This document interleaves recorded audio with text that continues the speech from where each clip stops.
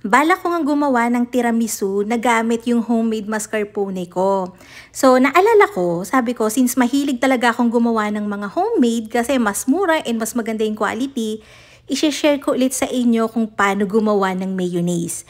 This time, gagamit tayo ng santam gum para hindi siya magi-split kahit mag-ilang araw pa yan or kahit ilagay natin sa ref. So, ganito lang yan. Dito nga sa isang malalim na bowl, naglagay ako ng 4 na pirasong large na itlog, then 1 and 1 teaspoon ng salt, 3 tablespoon ng sugar, ito yung mga pampalasa natin. Then, maglalagay ako dyan ng 3 tablespoon ng white vinegar, ito yung magsisilbing acid natin sa mayonnaise. Yan lang yung ginagamit ko, pangkaraniwang white vinegar lang na natatagpuan sa kusina natin. Then, ito na, maglalagay tayo this time ng santan gum. Santan gum, ha?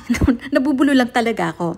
So, yung santan gum, ito ay pwede mong ilagay sa mga sauces, sa mga syrup para lumapot siya. Mas pabor to, lalo na kapag mayonnaise, since ang mayonnaise ay gawa sa emulsified na egg and oil. So, usually, kapag after mga 12 hours, 24 hours, 48 hours, yung oil sa mayonnaise natin, nagse-separate, humihiwalay siya. So, kapag ka may santam gum, hindi na yun mangyayari. Kapag ka naglagay ka ng santam gum sa mga sauces mo, hindi mo na siya kailangan lutuin. Directly na siya pwede mong ilagay. Wala siyang lasa. So, talagang nagpapalapot lang siya. Kaya lang, kapag ka nilagay mo siya, make sure nahahaluin mo siya kagad. Kasi kapag ka na-heat niya yung liquid, ang tendency nun ay maninigas siya. So, dapat, pagka-heat niya ng liquid, hahaluin mo kagad. Sabi ko nga, ang mayonnaise ay emulsified na egg and oil. Kahit anong oil na neutral ay pwede. Palm oil, coconut oil, canola oil, pwede yon. Ginagamit ko yung chiffon aid na cake oil kasi nilalagay ko to sa chiller. Kapag ka palm oil tsaka coconut oil ang ginamit ko, naninigas siya. Kapag ka canola oil naman, medyo mabigat siya. Hindi ganon ka-light. Yung mayonnaise na nagagawa ko, hindi siya lumalapot ng ganito, katulad ng chiffon aid.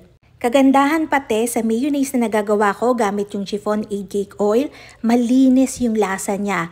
Clear lang talaga kapag ka tinikman mo yung mayonnaise, malinamnam lang siya, para siyang lasang QP. So, ganito naman yan. Sa paglalagay ng chiffon aid natin, kailangan dahan-dahan. Habang hinahalo mo siya, unti-unti mong binubuhos yung chiffon aid cake oil, ha. Hindi pwedeng mabilis kasi hindi yan magi-emulsify, hindi siya lalapot, magiging malabnaw lang. Pwedeng gumamit dito ng immersion blender or kaya pangkaraniwang blender. Hindi pwedeng gamitin dito yung hand mixer or kaya food processor na malalaki. So, ganito lang talaga, mga blender lang ang pwedeng gamitin para dire-diretso yung halo. So, nakikita nyo naman habang ini-emulsify ko yan, nagiging mayonnaise na talaga siya. Again, magkakagawa kayo ng mayonnaise ng walang santang gum. Kaya lang, yun nga, after mga 12 to 24 hours, magse-separate siya, magi-split yung oil. So, ang mangyayari nun, kailangan mo siyang gamitin kagad.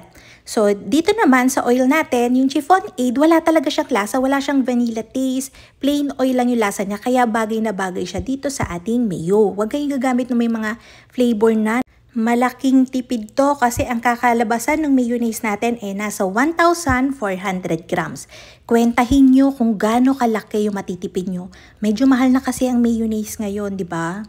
Ito talaga yung mga ginagamit ko para sa burger ko, sa mga savory bread ko. So, sinishare ko sa inyo para magamit nyo din. So, yun lang. Thank you. Bye-bye!